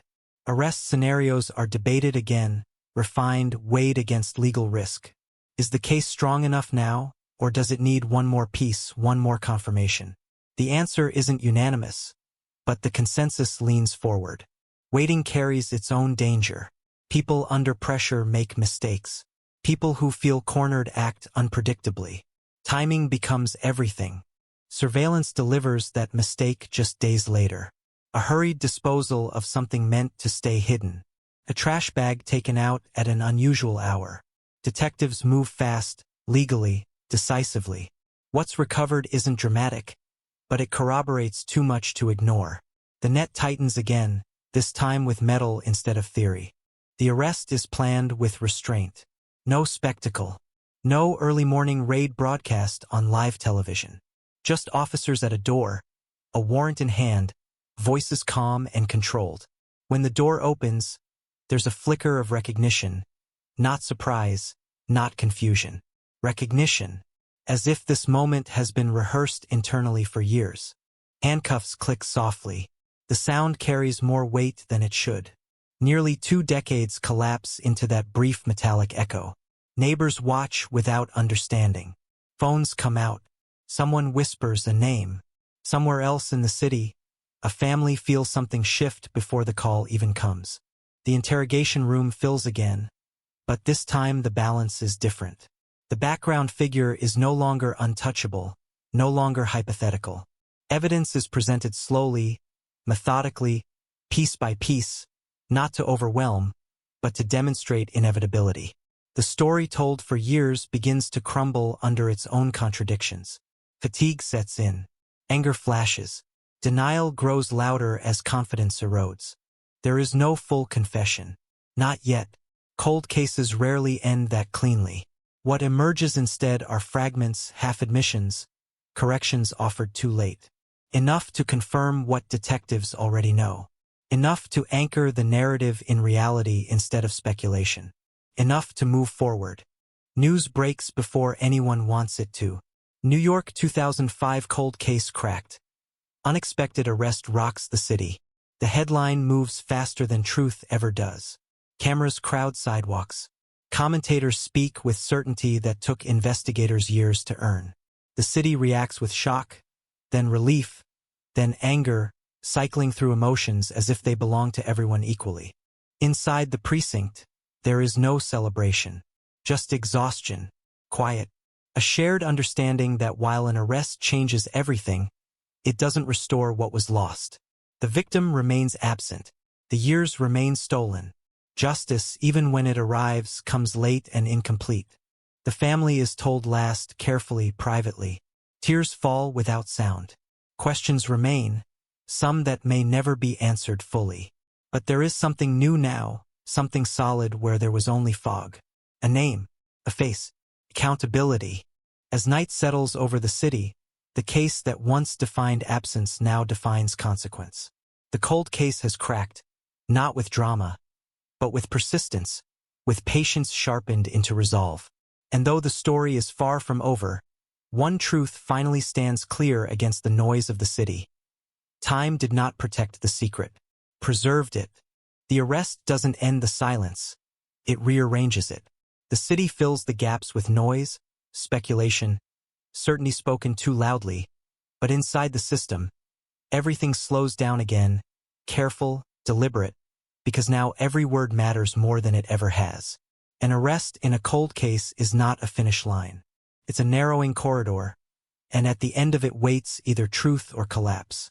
The suspect sits alone for hours after the interrogation ends. The confidence that once masked everything now replaced by calculation. Lawyers arrive. Statements stop. Doors close. What's left is paper, data, and the burden of proving what everyone feels but cannot yet legally declare. Detectives don't take victory laps. They return to the file because trials aren't won on headlines, they're won on details that refuse to bend. Prosecutors begin shaping the case, testing it for weak points, pushing against it the way defense attorneys will. They ask the hardest questions first. Where is the body? How do you prove murder without remains? How do you convince a jury that absence is not ambiguity but evidence? Cold cases break here all the time, crushed by reasonable doubt sharpened by years of missing certainty. The investigation pivots toward one question that has haunted it from the beginning. What happened after the door closed? Detectives reconstruct again, now with a suspect in mind, mapping movement, opportunity, control. They consult specialists in missing person homicides, people who know how bodies vanish without a trace, how familiarity becomes a weapon, how panic is avoided through reassurance. The theory hardens. The victim didn't fight because they didn't believe they needed to. Searches expand beyond the apartment, beyond the immediate neighborhood, radiating outward in widening circles. Old storage units are examined. Former workplaces revisited. Vehicles once owned, then sold, then forgotten are traced through records. Time complicates everything. Landscapes change. Buildings are demolished. Landfills fill and seal. Evidence decays or disappears entirely. But detectives keep going, because sometimes the absence of remains doesn't mean the absence of truth. The suspect's past is dissected publicly now. Every detail magnified, distorted, debated. Former friends speak out. Old co-workers recount moments that suddenly feel sinister in hindsight. Some of it is real. Some of it is projection. Detectives ignore the noise, focusing instead on what can be proven. Character is not evidence. Behavior is. In court filings, language tightens. Words like allegedly and believed to have dominate. A reminder that certainty is earned slowly. Defense motions challenge everything. The age of the evidence, the reliability of memory, the influence of media. They argue contamination, bias, narrative-driven investigation. It's all expected. It's all familiar. Cold cases are vulnerable to doubt because time has softened the edges that once cut cleanly. The family watches from the sidelines, caught between relief and terror. The arrest has changed their lives again. Reopening wounds they learn to live with. They attend meetings, hear legal explanations that feel cold against their grief. They want answers, not arguments. They want finality, not procedure. But procedure is all the system has. A preliminary hearing draws attention back into a room that hasn't held this case before. The suspect appears composed, guarded, eyes scanning faces for reactions. The victim's name is spoken aloud again, formally, officially, not as a memory but as a charge. It lands heavily. For years, the name existed mostly in whispers and headlines. Now it's anchored to accountability. Detectives testify about the timeline, about patterns, about why this suspect matters now when they didn't before. They explain technology patiently, translating data into human movement, into presence and absence that jurors can understand. The defense pokes holes where it can, questioning assumptions, implying overreach. The judge listens, measured, unmoved by emotion. Outside, The city debates guilt as if it's a foregone conclusion. Some are angry it took so long. Some are skeptical it's real at all. Cold cases create two kinds of audiences: those desperate for closure and those convinced it can never truly come. Both watch closely now. Behind closed doors, detectives keep working. They know better than to stop. New tips arrive, spurred by the arrest. People who stayed silent for years feel safer speaking now. Some offer nothing. Some offer too much. One tip, quiet and unassuming, points to a location that was once dismissed as irrelevant.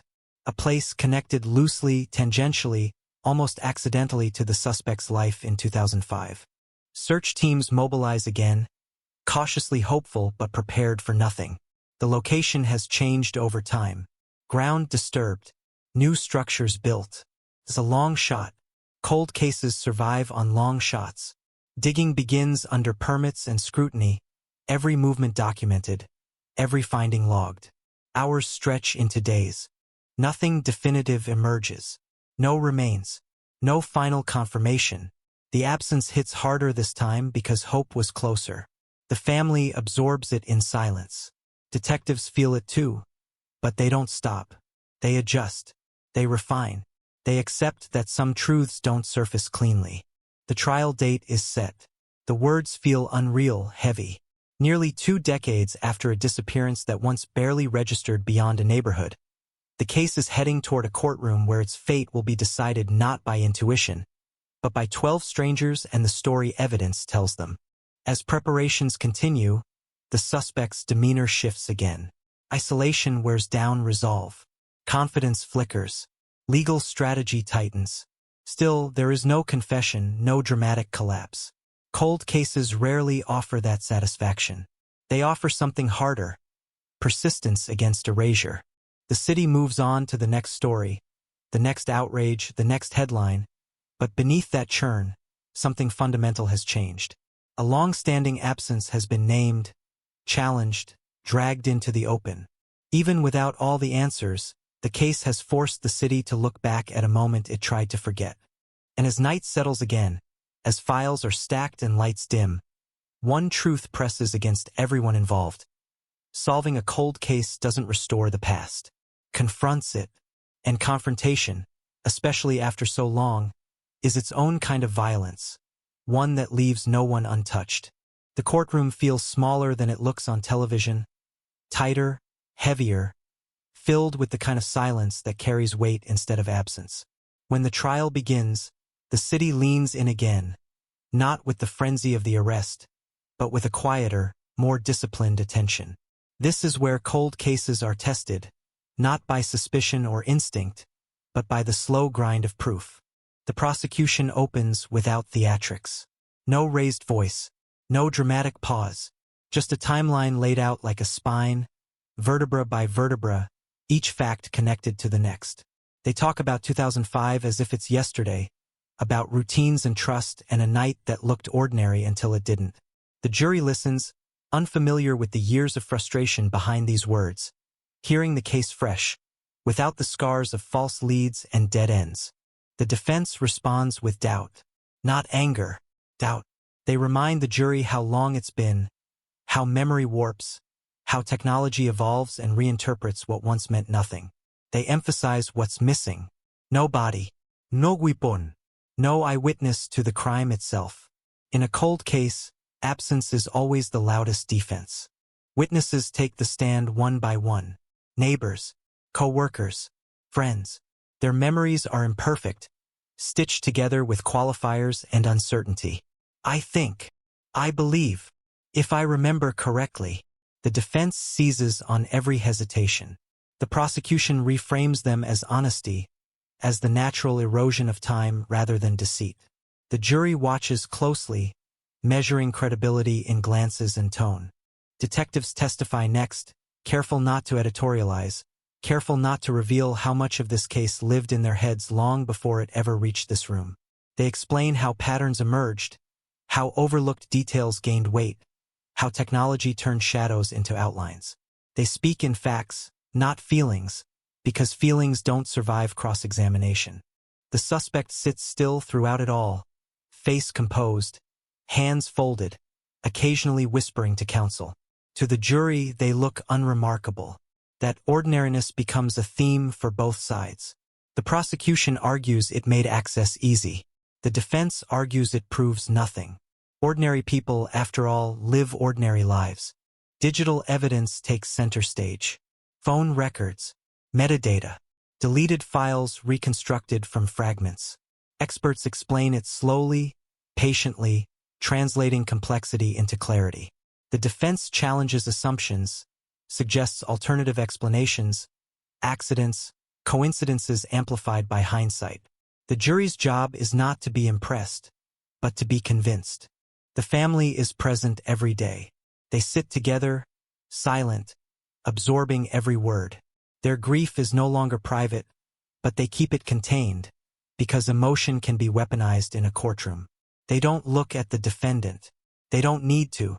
Their focus is on the space left behind, the empty chair that has followed them for nearly 2 decades. As days stretch into weeks, the trial develops a rhythm. Evidence, objection, ruling, testimony, recess. Outside, the city debates again, but inside the courtroom, speculation has no value. Only what can be proven matters. Cold cases don't get second chances in front of a jury. This is the moment they either solidify or dissolve. A former acquaintance takes the stand and delivers the testimony no one expected. Not a confession, not an accusation, just a memory, long buried, resurfacing under oath. They describe a conversation from years ago, something said too casually, too specifically, something that aligns with facts not public at the time. The defense objects. The judge allows it. The room leans forward. The prosecution doesn't overplay it.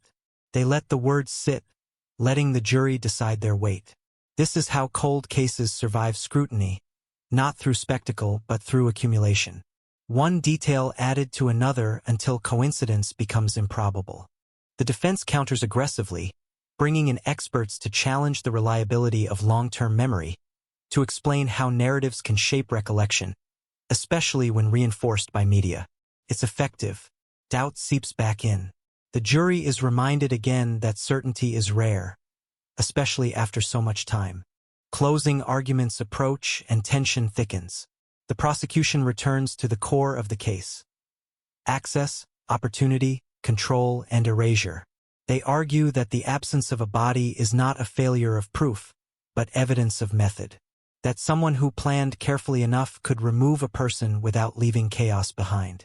They ask the jury to consider not just what's missing, but why it's missing. The defense responds by invoking restraint. They caution against filling gaps with assumption, against letting the desire for closure outweigh the standard of proof. They remind the jury that suspicion, no matter how compelling, is not guilt. In a cold case, this argument carries power. The jury deliberates longer than anyone expected.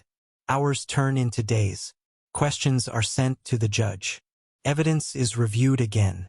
The city waits, restless, but inside the jury room, time stretches the way it always does when consequences are permanent. When the verdict finally comes, the courtroom fills again, breath held collectively. The jury foreperson stands. Words are spoken that will define this case forever. The reaction is restrained, controlled, exactly as the system demands. There is no shouting, no collapse, just a quiet acknowledgement that something irrevocable has happened.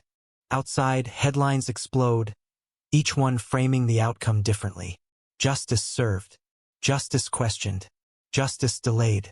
The truth is more complicated. Cold cases rarely end with clean satisfaction. They end with a ruling that answers some questions and leaves others forever unresolved. The family steps outside into daylight that feels too bright.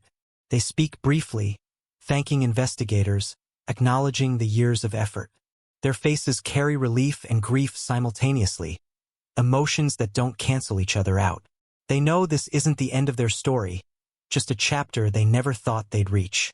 Inside the courtroom, files are packed away again, this time with a verdict attached. The case is no longer just a mystery, it's a precedent, a reminder of what persistence can uncover, and what time can never fully erase. And as the city absorbs the outcome, as conversations fade and attention shifts, the cold case leaves behind a residue that lingers longer than headlines. The understanding that even after years of silence, the past can still demand an answer, and sometimes that answer arrives not with clarity, but with consequence. The verdict doesn't settle the city the way people expect. It stirs it. For every person who exhales in relief, another tightens their jaw, uneasy with how long it took, with how much remains unanswered. Cold cases don't close doors. They leave them half open, creaking in the collective memory, and this one is no different. The defendant is led away without spectacle, shoulders squared, expression controlled, as if restraint itself is a final argument. Cameras catch the moment, freeze it, replay it, turning a human being into a symbol that can be debated without consequence. Inside the courtroom, the air empties slowly. Wooden benches creak as people stand, as if the room itself is reluctant to let go of what it has held for weeks. For the family, the days after the verdict are disorienting. There is no script for what comes next. They have waited so long for this moment that its arrival feels unreal, like a sound heard underwater. Interviews are requested. Statements are drafted. Words are weighed for impact they never asked for. They speak of gratitude, of resilience, of hope for peace. But peace remains theoretical, something discussed rather than felt. Detectives return to their desks carrying something heavier than closure. The case is officially resolved, but resolution doesn't erase the years they lived inside it. They replay decisions, wonder what could have been done sooner, what might have changed if one detail had landed differently back in 2005. Cold cases leave that mark on everyone who touches them, a permanent question hovering just beyond certainty. Inside the system, appeals are prepared almost immediately. This is expected. This is routine. The defense challenges the interpretation of evidence, the admissibility of testimony, the influence of time and media. Legal language replaces emotional language, sanding down the story until only technical edges remain. The case enters a new phase, quieter, slower, fought on paper instead of in public. The city's attention drifts as it always does. New crimes rise to the surface. New headlines crowd out the old. But in certain corners, the case persists. True crime forums analyze the trial transcript line by line. Commentators debate whether justice was achieved or merely approximated. Cold cases invite obsession because they exist at the intersection of truth and doubt, where neither ever fully wins. A memorial is held quietly, away from cameras. Friends gather. Candles flicker. Stories are told that have nothing to do with the crime, moments of laughter, shared memories. A life reassembled in fragments that feel more real than any piece of evidence ever did. This is where the victim exists now, not in files or verdicts, but in recollection. Meanwhile, investigators continue to pursue unanswered questions unofficially, not because they have to, but because they can't stop. Where exactly did it happen? How was it carried out so cleanly? Was there help, or was it truly a solitary act? Some answers may surface over time. Some may never. Cold cases teach a hard truth. Solving the who doesn't always solve the how. A rumor surfaces months later, unverified but persistent, suggesting something overlooked, a location never fully searched, a connection never fully mapped. It's investigated quietly, cautiously. Nothing conclusive emerges. The silence returns, thicker now because expectation once pierced it. The case resists full illumination, guarding its last secrets stubbornly. The convicted sits in a different kind of silence, structured, enforced, measured in routines and counts. There is no public confession, no moment of catharsis. Statements remain calculated. Guilt is denied even as freedom disappears. For some, this confirms everything. For others, it fuels doubt. Cold cases don't grant unanimous satisfaction. They fracture opinion as easily as they fracture time. Years pass again, but differently now. The case is referenced in training seminars, in discussions about the evolution of forensic technology, about patience and pattern recognition. It becomes an example, a cautionary tale, a reminder that absence is not emptiness, that crimes without bodies can still leave shadows long enough to follow. For the family, anniversaries change tone. They are no longer marked by only absence, but by memory layered with outcome. They visit places they once avoided. They speak the victim's name more freely. The city has moved on, but they carry a version of it inside them, one shaped by endurance rather than headlines. Late one night, a detective who worked the case from the beginning walks past the old building. The street looks the same. New faces in old windows. Life continuing without regard for what once stopped here. They pause, just for a moment, imagining the night as it unfolded. The door opening, the trust extended, the irreversible step into silence. They don't linger. They've learned not to, because cold cases don't end cleanly. They fade into something quieter, something heavier, something that lives in the space between justice and truth. This one cracked open a city's memory, forced it to confront what can be hidden in plain sight, and left behind a lesson that refuses to disappear. Time doesn't erase crimes. It waits.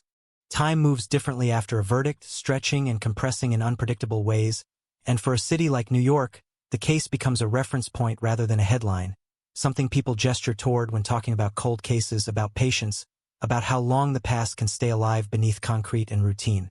The name is spoken less often now, but when it is, it still carries weight, still pulls conversations into quieter territory. The appeals process hums in the background, procedural and relentless. Briefs are filed, arguments refined. Legal teams argue not about guilt or innocence, but about process, about whether the path to the verdict was clean enough to stand. Judges review transcripts that read like a slow excavation of memory, every word preserved, every pause documented. The law treats time as something that can be folded, reopened, examined, but never erased. For detectives, the case lingers in small, personal ways. A detail resurfaces in a dream. A street corner triggers a memory. They find themselves explaining the case to new colleagues, not with pride, but with caution, emphasizing how close it came to failing, how easily it could have slipped away again. Cold cases, they remind anyone who will listen, don't reward brilliance. They reward endurance. The family adjusts to a new kind of normal. They no longer wait for phone calls from investigators, no longer scan crowds for a familiar face. Instead, they navigate anniversaries framed by outcome rather than uncertainty. Some days are lighter. Others hit harder than they ever did before. Grief doesn't move in straight lines, especially when it's been deferred for so long. Occasionally, letters arrive at the prison, addressed to the convicted, sent by strangers convinced of guilt, or convinced of innocence, or simply fascinated by proximity to a story that once dominated a city. None are answered. Silence becomes the final defense, the last remaining form of control. In cold cases, silence often outlives truth. Academic interest grows. Criminology courses dissect the investigation. Law students debate the ethics of reopening decades-old cases. Journalists write long-form retrospectives, slower, more measured than the original coverage, tracing the arc from disappearance to verdict.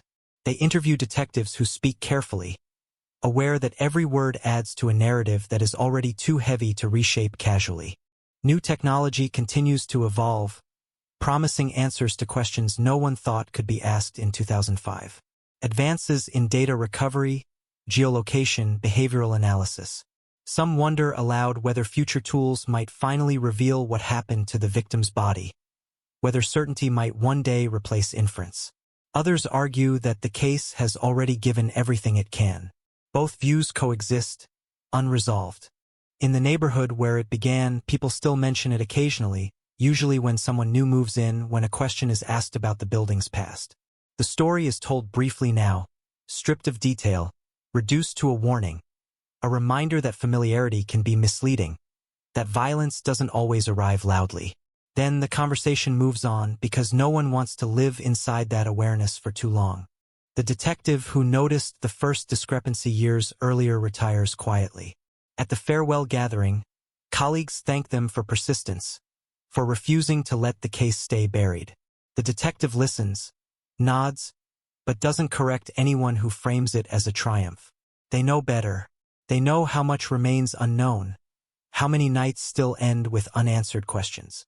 Every so often, a tip still comes in, usually vague, usually late, usually fueled by memory distorted through time. Most go nowhere. One or two are intriguing enough to warrant a second look, but nothing changes the outcome. The case holds its ground, resistant to both erosion and embellishment.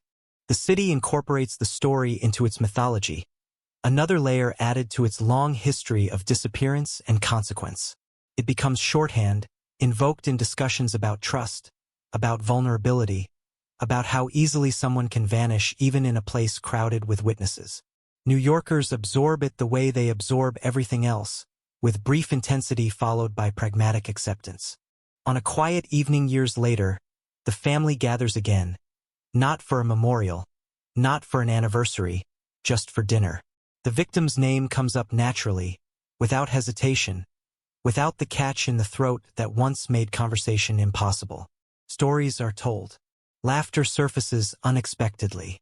This more than the verdict feels like progress.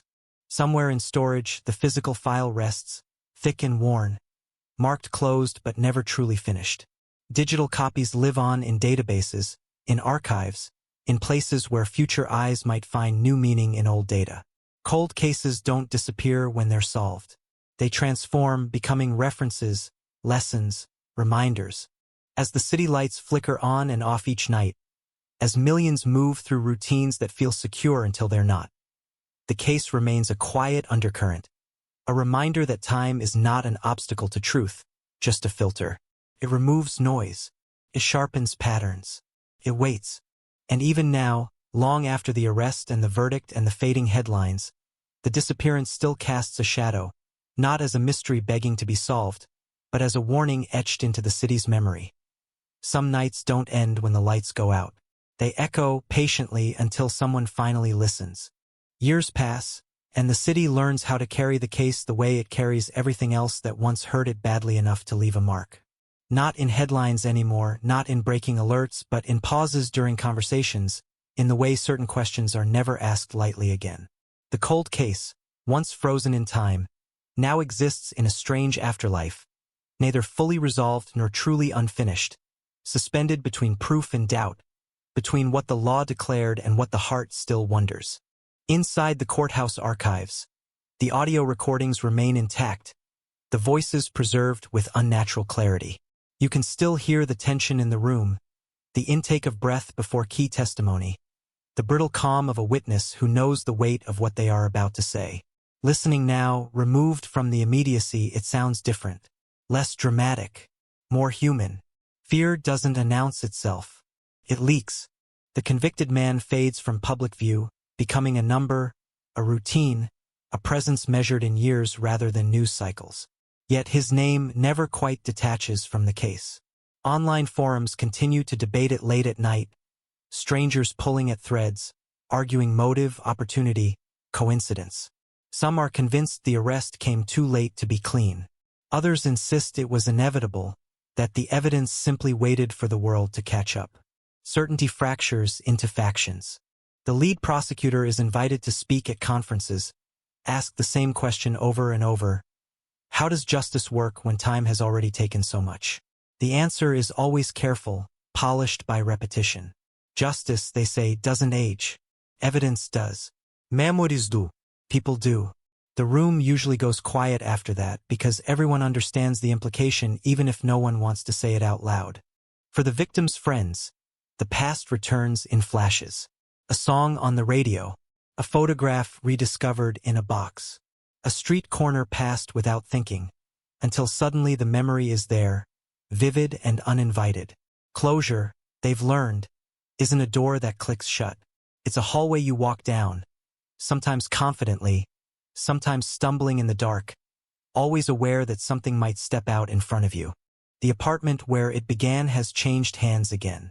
New paint, new locks, different furniture pressed against the same walls. The building carries on, unaware or indifferent, its history invisible unless someone points it out. This is how cities survive. They build over trauma.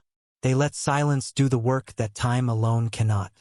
Detectives still active on the force sometimes pull the file, not because they need to, but because they want to. They read it with fresh eyes, measuring their own instincts against those of predecessors they never met. Could they have seen it sooner? Would they have made the same choices? The case becomes a mirror, reflecting not answers, but responsibility. Every cold case cracked sends a message, intended or not, to those still unsolved. It says patience might be rewarded. It says the past is not as buried as it seems. It also says something more unsettling. That resolution doesn't erase damage, it only names it. The city listens to that message, even if it pretends not to. Late at night, when the streets thin out and the noise recedes, the story feels closer. Less like history, more like a warning whispered between buildings. Someone once vanished here. Someone else waited years to be named. And in between, life went on because it always does, even when it probably shouldn't. The family receives fewer calls now, but when the phone does ring unexpectedly, the pause before answering is still there. Habit outlives necessity. They've learned not to judge themselves for it. Trauma rewires instinct. Time doesn't always undo that work.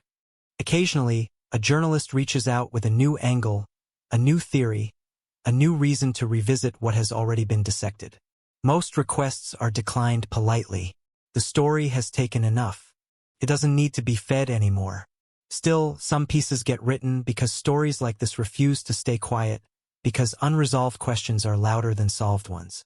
The phrase New York 2005 cold case becomes a reference point in other investigations, invoked when leads dry up, when hope thins. Remember this one, someone will say. Remember how long it took. Remember what finally broke it open. The lesson is never simple. It never fits neatly into a single sentence.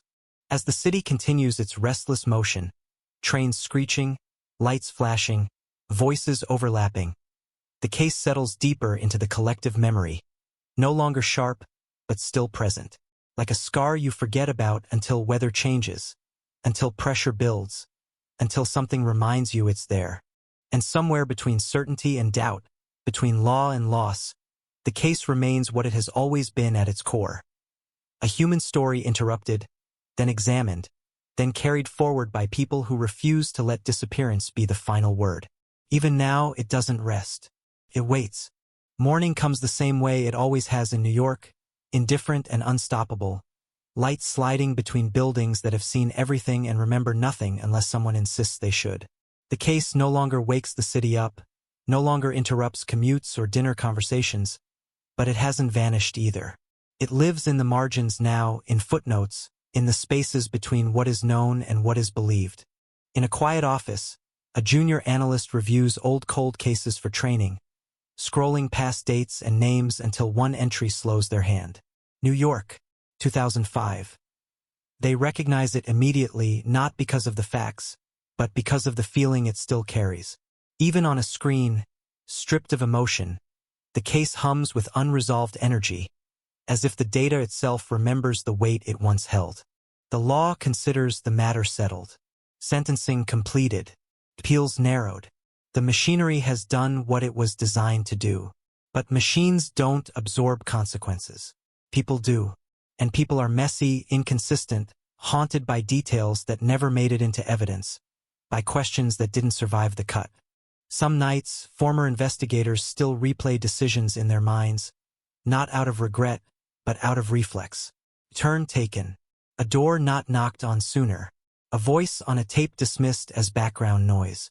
They understand now that cases don't break open in moments of revelation. They erode. They wear down resistance until something finally gives. The victim's name is spoken less frequently, but when it is, it lands with clarity. No longer followed by missing or unknown whereabouts. Just a name, just a life. That shift matters more than most people realize. It's the difference between absence and acknowledgement, between a question mark and a period that still feels too small for the sentence it ends. Across the city, new disappearances generate new headlines, new fear, new urgency. Reporters draw comparisons. Detectives bristle at them. Every case is different, they insist. And they're right. But the shadow of this one stretches further than anyone admits. shaping expectations, raising stakes, reminding everyone that time is not an ally, only a witness. The building where it began stands unchanged against the skyline, one window among thousands, anonymous again. Someone else lives there now, unaware of how often strangers once stared up at that facade, searching for meaning in brick and glass. History doesn't announce itself. It waits to be uncovered or forgotten. In the end, that is the real legacy of the case. Not the arrest, not the verdict, but the reminder that answers do not arrive cleanly, and they rarely arrive complete. That even when a cold case is cracked, something remains frozen in place, preserved not by evidence, but by memory. The city moves forward because it has no other choice. It always has. Trains run, lights change, lives intersect briefly and separate without ceremony. Somewhere in that constant motion, the echo of one disappearance still lingers, quieter now, but persistent, like a low frequency you feel more than hear. And perhaps that is where the story truly ends, not with certainty, not with triumph, but with awareness. An understanding that beneath the noise of a living city, there are stories that never fully resolve, only recede, waiting for the next person willing to stop, listen, and remember that even solved cold cases leave behind unanswered truths. Because in New York, no case ever really closes. It just stops shouting. Night settles back over the city, heavy and familiar, the kind of darkness that doesn't frighten anyone because it arrives on schedule. Windows glow, sirens rise and fade. Somewhere a television murmurs a different story, a different crime, a different urgency. This is how attention moves on, how yesterday's shock becomes background noise, how even a cold case that once rattled the city learns to exist without being seen. Yet the past does not leave. It rearranges itself. It hides in habits, in caution, in the way people double-check locks without knowing why, in the way parents pause before letting a door close behind a child. The case taught the city something it never fully articulated. That disappearance doesn't need chaos, doesn't need violence in the open. Sometimes it only needs a moment no one is watching closely enough. In precincts across New York, new detectives are trained on protocols sharpened by old failures. They are told quietly that time is dangerous, that assumptions age badly, that cold cases are not dead, only patient. The lesson isn't written on the walls, but it's there, embedded in procedure, in skepticism, in the refusal to let early certainty calcify into permanent truth. The evidence from 2005 remains sealed and catalogued, labeled with dates that look distant now, almost historical. But history is deceptive. It suggests completion. It suggests safety. Anyone who has worked a case like this knows better. History is only the point at which the noise died down, not the moment when all questions were answered. The family no longer speaks to cameras. They no longer correct inaccuracies or chase down rumors. Their private understanding of what happened is enough now, even if it is imperfect. Especially because it is imperfect. Certainty would feel foreign after so many years of living without it. Somewhere, a former witness wakes in the middle of the night, convinced for a moment that they forgot something important, that a detail slipped through their hands years ago and hardened into consequence. By morning, the feeling fades, replaced by routine, but the discomfort lingers, a reminder that proximity to truth is not the same as possession of it. The city absorbs all of this the way it absorbs everything. Unevenly, selectively, with remarkable resilience and quiet cost. It doesn't memorialize every loss. Can't.